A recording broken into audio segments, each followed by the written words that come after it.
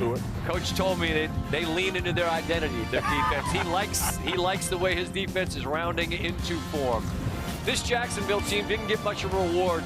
They won 8 consecutive games, and what did they get? A visit from Josh Allen. It had been a while since Buffalo had won a road playoff game, but here, what a throw, off schedule, off his back foot, finds the bench. I've been there before. I'm going to stare down the pressure.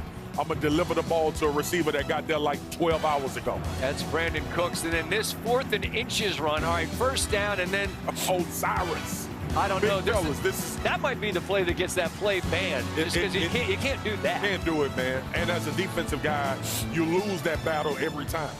And then, as Coach Cohen said afterwards, they freewayed that one. You're going to let him score so you can get the ball back with time. They didn't have timeouts, but they had a minute. Good for Tre'Davious White. Gets a hand on the ball. Cole Bishop gets it. And that's going to do it. Bill's happy, but not satisfied. We stay here. We don't blink, all right? We get one more. That's right. That's the reward for doing what we did today. We get one more. Now we got to go earn it again, all right? Love y'all, boys. And our pal Stephen A. Smith got one more. When you came to the last one, I said, you come to the playoffs. She said, you just got to invite us. I said, it might be cold. When you left Florida this morning, Stephen A., what was the temperature? It's at 84 degrees. That's where I was 24, less than 24 hours ago. I'm freezing, but I love y'all, so I'm here with the crew. And we appreciate you being with us. As for this Buffalo team, we all know the conversation in advance of who's not in their way. Okay, but that's a good Jacksonville team you got that they beat yesterday. Yep. What does he demonstrate with that drive to win that game? Well, he's Josh Allen. And, I mean, completed 80% of his passes. The man in his 14 career playoff games has thrown for 36 touchdowns. He's run for 9, for crying out loud. This man is just special. He's a superstar as a quarterback. And when you got a guy like that you can lean on and hand a rock to, you're like, it just uplifts your confidence exponentially because you know that somehow, some way, if there is a way, he's the kind of cat that's going to find it. He's got his work cut out for him in a mile-high city. As good as Jacksonville is, I don't believe they're the Denver Broncos, but you can't take away from Josh Allen and what he did with Shakir and Dawson and Kincaid and all of those brothers that he had at his disposal. In the end, they're all looking at him and they're saying, we believe in you. No matter what it does, you'll find a way. That's who Josh Allen is. You know what's interesting, Swag, is a year ago, Denver kind of crashed the party ahead of schedule and made the playoffs, and they went to Buffalo, scored first, actually. Buffalo beat them. A year later, they're at home as the 1 seed. Buffalo comes in small favor. What's your thought of that game? Listen, we continue to talk about the players on the field, and obviously we know the greatness that Stephen A. just explained about Josh Allen. We haven't talked about Sean Payton enough, and I think that's going to be a major difference. Listen, Sean Payton at the beginning of the season said the Denver Broncos could win a Super Bowl. And people looked at him crazy. He had a young quarterback that never had really done anything in this league. He had a defense that we knew were pretty good, but we were waiting to see. And now all they've done is become the number 1 seed in the AFC. They get a home games throughout. And it is a team that believes they can win late in games. They believe they can be dominant. And there has been some inconsistency from this football team. But the consistency has been more prevalent than the inconsistency. Buffalo is going to have their hands full, but you would rather not walk into that stadium with anybody else other than 17. Well, let me say this. The inconsistency on the part of the Denver Broncos, it damn sure ain't because of their defense. No. They hunt, okay? And listen, they led the league in sacks, all right? So you know they're coming for Josh Allen. That's the difference. It's one thing to prepare to have to go up against him. It's another thing when your specialty is going after the quarterback. Absolutely. And now you got to go against arguably the greatest in the game today in Josh Allen, the way that he's looking right now. You're going to have to get your work. You're going to have your work cut out for you. But in the end, those other guys, Shakur and all of these other cats, Dawson and Kincaid, you're going to have to step up and help them. Because if you leave Josh Allen there hanging, Denver ain't the type of team you're going to beat with one man. He's going to have to show up, but he's going to need all the help that he can get against these Broncos. Let me say this too, Scott. The Denver Broncos will be very fresh for this football game. And I don't think we can make a big enough conversation about having a first week bye. Now, some teams it hurts. Some teams are not prepared. They're ill-prepared. Right. But that's why I bring up Sean Payton. What about the altitude, though? The altitude as well. Yeah, the altitude. But the preparation and a coach already having been a Super Bowl champion, knowing how to handle these weeks, knowing how to handle these situations should bode well for a pretty young team in Denver. I know that both the 1 seeds that are fresh are getting teams that played on Sunday. And I know that San Francisco in particular, who's had a bunch of short weeks, going, how do we keep drawing this short straw? Their work cut out for both of those teams on the road, Buffalo and San Francisco, after they got wins on Sunday. More to come from Stephen A. as we continue here from Pittsburgh. His Steelers. I can run in the tunnel now. Yeah, you can run in the tunnel. Get a little warm. Will Anderson's warm. Montagator blood. He is part of one of the most ferocious pass-rushing tandems in the game. Michelle Bosner-Buck will have the story of fire and ice.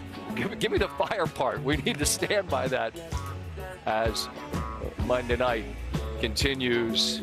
And we leave you with the for so long. I still remember early in my career, I told the story last year. I'm going to tell it again. We're getting ready to play the Minnesota Vikings, and Jason Peters is in the room, and Everson Griffin is the guy that's the Pro Bowl perennial guy at that time. Yeah. Danielle Hunter is young, a little bit more unheralded. We watched 7 plays. Jason Peters looks at us, he says, y'all worried about Everson Griffin? Y'all better start being worried about 99.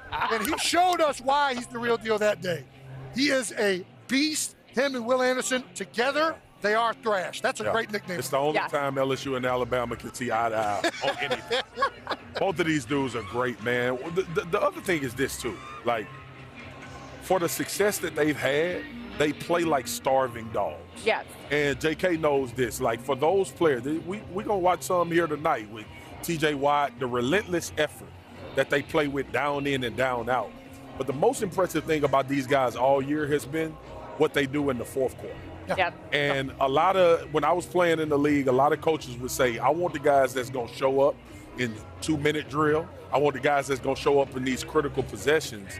And one of the reasons why I believe this is a potential Super Bowl team is because of that.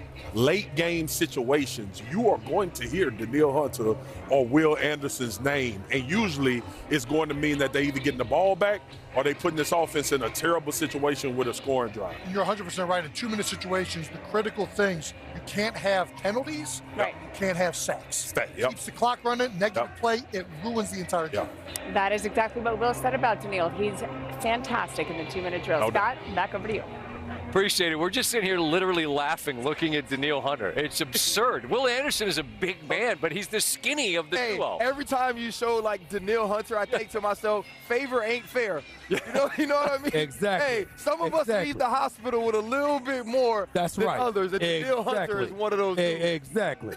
No doubt about it. All right, so this wild card weekend thus far has been exceptionally entertaining, very, very close. Last night was really the one that kind of got away from the Chargers. They just couldn't offensively score enough. We talked a bit about the AFC a moment ago. Ryan Clark is now with me, obviously, with Stephen A. And Stephen A., the big picture for you in the NFC, your headline, most interesting, most compelling, the thing you were talking about most this morning is what? Well, for me personally, I love what I saw from Chicago because I'm looking at Caleb Williams, and it's something special to watch.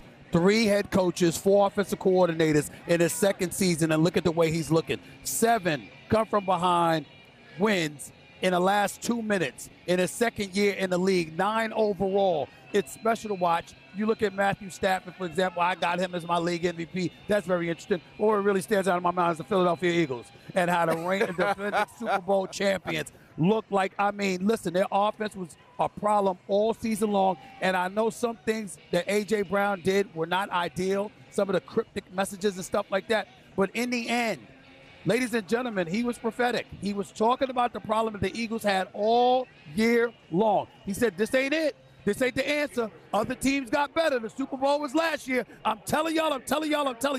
And we saw it reach a culminating point when him and Nick Sirianni got into it on the sidelines because he's basically like, this is what I told you was going to happen. Yep. And sure enough, it did. And their behinds are home. And we're still covering football. With all that he just said, it makes me think to myself that the NFC is still wide open. Right, 5 weeks ago, we all would have said that the Los Angeles Rams are by far and away the #1 seed and the best team in the NFC. Right. All of that has changed now. You expected the Green Bay Packers to be in the mix, and now we see the Chicago Bears ascending and beating them after a 21-3 deficit. And on the other end, the San Francisco 49ers beat up, depleted, a roster that's bereft of the talent they started the season with, and you find a way to beat the Philadelphia Eagles. And by the way, the Seattle Seahawks, with one of the meanest, most tenacious, relentless defenses in all of football is waiting after a bye. This week is going to be so fun, but the week of wildcard games shows us